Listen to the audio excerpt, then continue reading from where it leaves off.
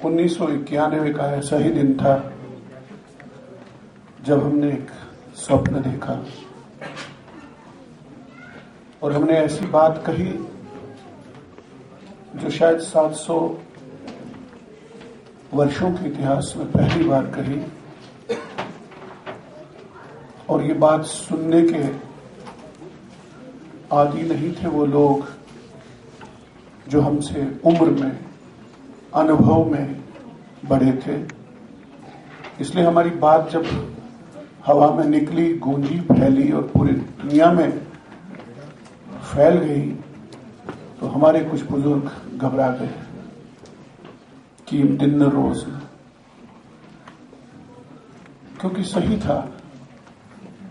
हम आवाज बुलंद, छाती ठोक कर सच कहना भूल गए थे। उसके अपने कारण थे, आप इतिहास जानते हैं। एक परसिक्यूशन कॉम्प्लेक्स से निकली हुई कौम जब राहत महसूस करे और खुले में सांस ले तो वो खुले में, खुले शब्दों में खुला सच भी कहती है।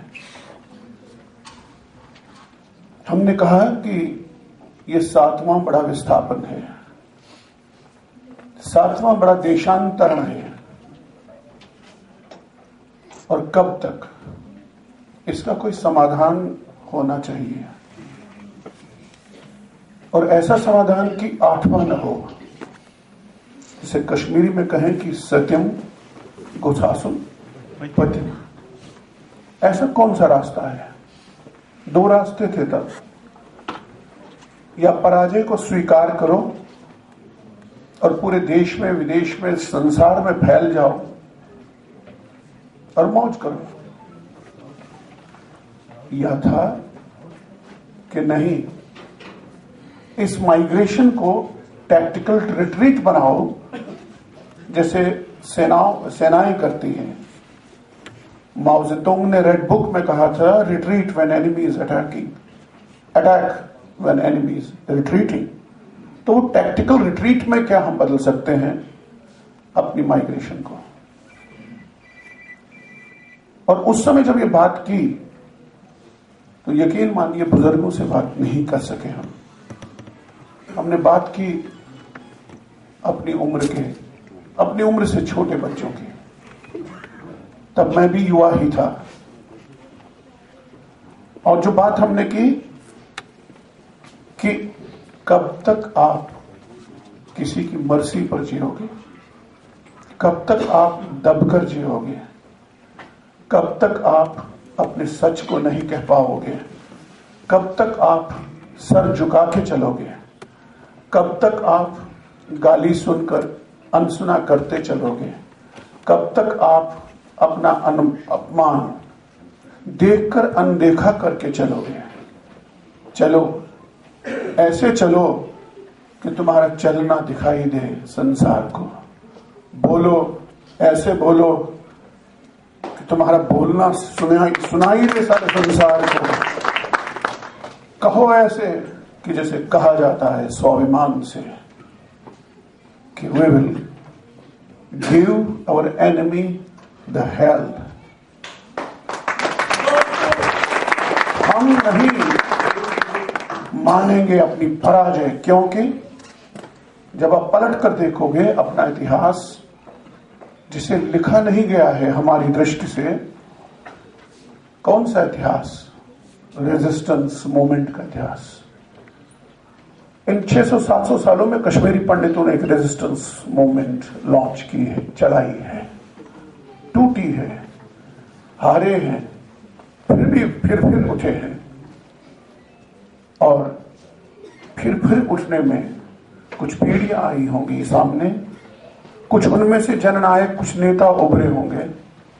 उनमें से 2-3 परण कश्मीर ने सामने भी लाए। श्री भट्ट, सिकंदर बुद्ध शिकन के बाद जब कश्मीर में 11 ही घर बचे थे, श्री भट्ट, पंडित कृपाराम दत्त मटन से जो 500 कश्मीरी पंडितों का जत्था लेकर गुरु तेग बहादुर के पास गए थे, वो जननायक है कश्मीरी पंडितों का।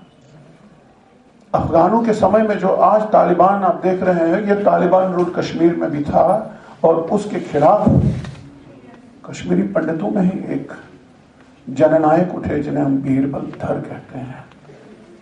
कई और नायक हैं। ऐसा नहीं है कि कश्मीरी पंडितों को आता ही नहीं है लीड करना।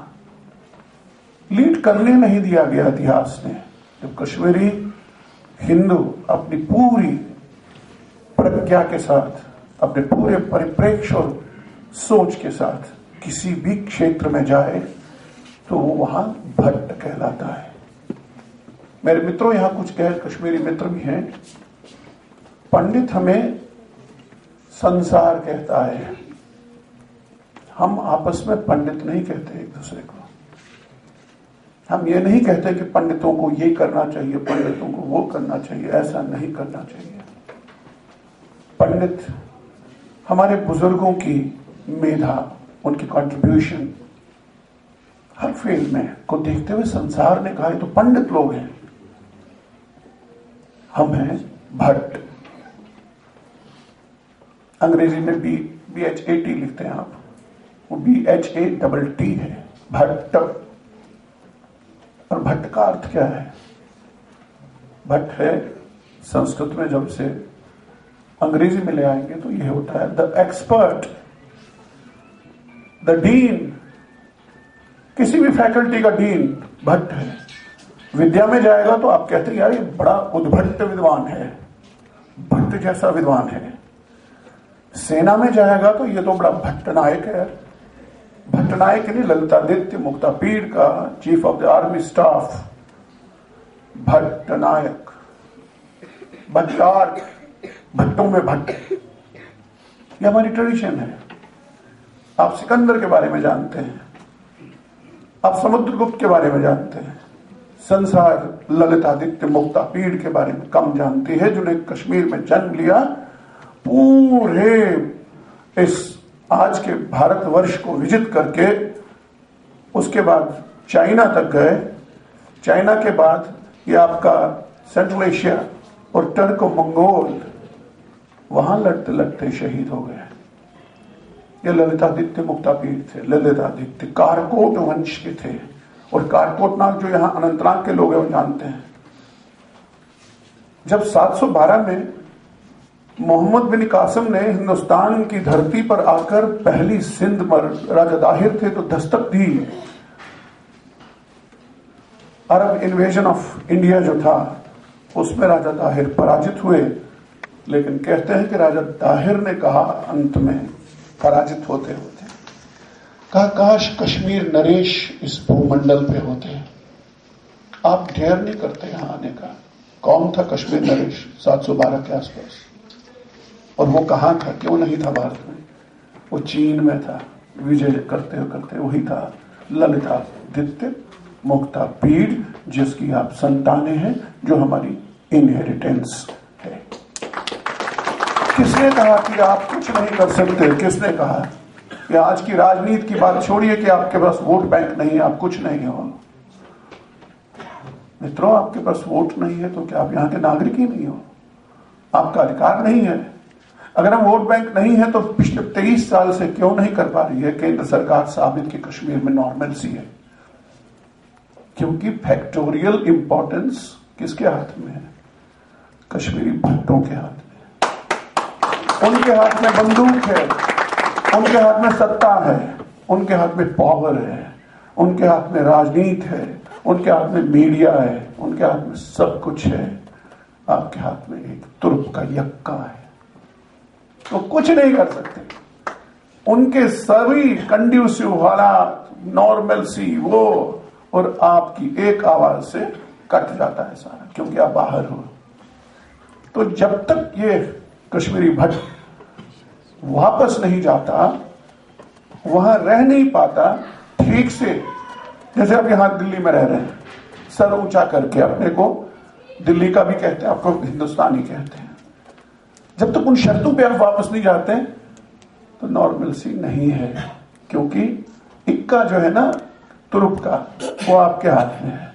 और वो तुरुप का इक्का उसकी तरफ कॉन्शियसनेस थी पनून कश्मीर ने। पनून कश्मीर ने सबसे पहले जियो पॉलिटिकल टर्म्स में सोचा। ये बहुत अचंबा, इम्पॉसिबल तब भी लगता रहा, आज भी कुछ लोग हैं, लगने दीजिए। आप याद करिए, हम अपने भाषणों में इजराइल को बहुत कोट करते हैं, यहूदियों को बहुत कोट करते हैं। 1800 साल लगभग वो लड़ाई लड़े, लेकिन इसमें इसके एनालिसिस में जाइए। 1800 साल तक कितनी पीढ़ियां आई होंगी, कितने लीडर हुए होंगे, कितनी फ्रस्ट्रेशन आई होगी, कितने डिप्रेशन, डिमोटिवेशन रही होंगी।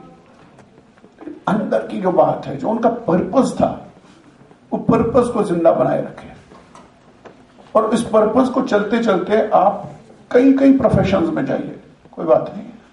बात दूसरी है कि आज हम यहां युवाओं के मंच पर हैं, और आज की पीढ़ी का युवा जो है, उसकी सबसे बड़ी विडंबना क्या है कि वो प्रोफेशन को एम बनाकर चलता है। प्रोफेशन अलग है, एम अलग है, पर्पस ऑफ लाइफ अलग है। 90 ने हमको एक पर्पस दिया। What's your aim in life as a refugee in exile? आप अपनी भूमि में नहीं है, आपका कोई पर्पस होना चाहिए जिंदा रहने का, एम होना चाहिए। क्या है? पैकेजेस में बात करिए, आप भट्ट हैं, हमारे बच्चों को करोड़ों में जाने दीजिए, पैकेजेस में अरबों में जाने दीजिए। इनका हक है, इनकी मेहनत है, इनका प्रोफेशन है, इनका एम नहीं है। एम नहीं है सीईओ बनना, वो प्रोफेशन है, इनको बनना है, वो काबिलियत है, योग्यता है, पात्रता है। वो नहीं बनेंगे तो कौन बनेगा? लेकिन वो बन के आपने क्या करना है? खाली आप फेम के सहारे नहीं जीते, धन के सहारे नहीं जीते। आपने सेलिब्रिटीज को देखा है, फिल्म वर्ल्ड की बहुत अपार ख्याति है, फेम है, पैसा है, आप अकेले हैं, सुसाइड हो जाते हैं, मर जाते हैं, क्योंकि उनका कोई नहीं होता है। अगर आपके पास एम है तो आप दुनिया की सबसे बहादुर कौम है। एम के बिना कुछ नहीं है। एम के पास आपके क्या है? आपके पास इंटरनेट है, आपके पास बच्चे हैं, खाते पीते बच्चे हैं, सेटल्ड हैं, सब कुछ, आप नौकरी में हैं, और नौकरी को आप एम बना के चलते हैं, या रिटायर हुए तो उसके बाद घर में अकेले पड़े हैं। तो इसलिए उस अकेलेपन का जवाब भी आपका एम होना चाहिए। और अगर आपके पास वो है, नो मैटर कि आपकी मंजिल कितनी दूर है, कितनी मुश्किल है, आपकी परसुएसिवनेस कितनी है, वो मैटर करता है। आपके साथ लोग चलें, अच्छी बात है, चलना चाहिए, सबको साथ लेके नहीं चलते हैं तब भी आपको चलना है। एकला चलो रे भी करना है। कभी भी ऐसे मोड़ भी आते हैं, आप थक भी जाते हैं, जैसे यहां कहा गया, रुक भी जाते हैं, रूठ भी जाते हैं, लेकिन कुछ आपके पास ऐसी एनर्जी है समाज में जिनको देखकर आप एकदम पुनर्जीवित होते हैं। इस हॉल में बैठे, सभा में ऐसे लोग बैठे जो शक्तियों का पुंज है, अपार शक्ति उनके पास है, उनकी कलाओं में है, उनके अपने अपने फील्ड में है। यहां हमने कलाओं से यहां तक अभी यात्रा की, छोटी सी यात्रा की। मिथिलेश वांचू के वायलिन वादन से लेकर के, उनके तबला वादन से लेकर के, पंडित भजन सोपोरी यहां बैठे, पंडित कृष्ण लंगू यहां बैठे। आप में से कितने लोग सामाजिक कार्यकर्ता गड्डू साहब का सम्मान करना तो अपना सम्मान करना है। बच्चों ने मैं बहुत आशीर्वाद देता हूं बच्चों को कि उन्होंने youth for one Kashmir, youth अपने एल्डर्स को रिकॉग्नाइज ही नहीं करता है, उसे सम्मानित करता है। बहुत बड़ी बात है। ये ऐसा यूथ नहीं है। कबीर ने कहा है, उसके बेटे का नाम कमाल था, वो उसकी लाइन पे नहीं चला, तो कबीरदास जी ने कहा, बूढ़ा वंश कबीर का, बूढ़ा होता डूबना, बूढ़ा वंश कबीर का उपजो पूत कमाल। ये कमाल पैदा हो गया है, मैं खत्म ही हो गया। लेकिन आपने देखा कि हमारे ऐसे बच्चे हैं यहां जिन्होंने कमाल कर दिखाया। कमाल करते हैं। Inheritance, Chamanlal Gaddu inheritance, Sunil Shaktar inheritance, Ashok Khandu inheritance. यहां ये इनहेरिटेंस बैठी है। और आप इनहेरिटेंस का मतलब है कि आप उस कंटिन्यूटी का हिस्सा बनते हैं। वो कंटिन्यूटी आपको एज बना देती है, एक आप बड़ी उम्र को पा जाते हैं। आज जो भी यहां बैठे हैं वो 5-5 हजार साल के हैं। आपकी एज 40, 50, 60, 65 नहीं है। जब आप उस कॉन्शियसनेस से जुड़ जाते हैं तो कॉन्शियसनेस कहां से आती है और चेतना कहां से आती है, आप उतने बड़े हो जाते हो। इसलिए हम एक कॉन्शियसनेस को फैला रहे हैं। आप अपने को बड़ा कर रहे हैं, आप अपनी इंफीरियरिटी से लड़ रहे हैं, आप इंफीरियर नहीं है। इनसिक्योरिटी से लड़ रहे हैं, आप इनसिक्योर नहीं है। एंटी नेशनल माहौल में आप नेशनलिज्म की बात करते हैं, कोई बात नहीं है। ये मत कहो कि जग में कर सकता क्या अकेला, लाखों में काम आता एक सूरमा अकेला। इसलिए जब यूथ है वो उठता है, चुनौतियां उसके सामने हैं। अरे यूथ हो तो चुनौती से नहीं डरता है यूथ। और चुनौती को देख के विचार करता है बुजुर्ग, करना चाहिए कि नहीं करना चाहिए। हम कुछ ज्यादा ही विचार करते हैं। लेकिन अगर युवा आप हो तो आप एक एनर्जी हो। और अगर ये अकेला चल पड़ा यूथ, तो जिन्होंने संसार देखा हुआ होता है वो घबरा जाते हैं कि कहीं कुछ कर ना बैठे, भटक ना जाए। लेकिन यहां वो बात भी नहीं है। ये अपने बुजुर्गों को साथ लेके चलता है, उनके आशीर्वाद को साथ लेके आगे चलता है। तो यहां वो भी आपको भय नहीं है। दूसरा मिथ है कि कहां जी अब तो इतना डाइस्पोर हो गया, अब यूथ नहीं है, उनके पास कनेक्शन नहीं है, वो नहीं, ये भी तोड़ता है। ये एक नई रियलिटी है कि कश्मीरी पंडितों के लिए एक नया संसार खड़ा हो गया अनुभव का कि ये स्कैटर हो गया। और ये डिस्पर्शन जो है, डिस्पर्सल, ये रियलिटी है। अब क्या करेंगे आप? आपका बच्चा अमेरिका में, आपका ऑस्ट्रेलिया में, साउथ में है, गल्फ में है, यहां है, वहां है, कहां है। उसका फोकल पॉइंट जो है, जहां से वो रिलेट करके देखे, कश्मीर नहीं है, वो हमारे पास भी नहीं है, इसके पास भी नहीं है। लेकिन जब हमने स्वप्न देखा तब हमारे पांव के नीचे जम्मू की धरती थी। अब जम्मू से बाहर आप हो, अब क्या करना चाहिए इस रियलिटी को? हमारे बच्चों ने सोचा, हमने उनको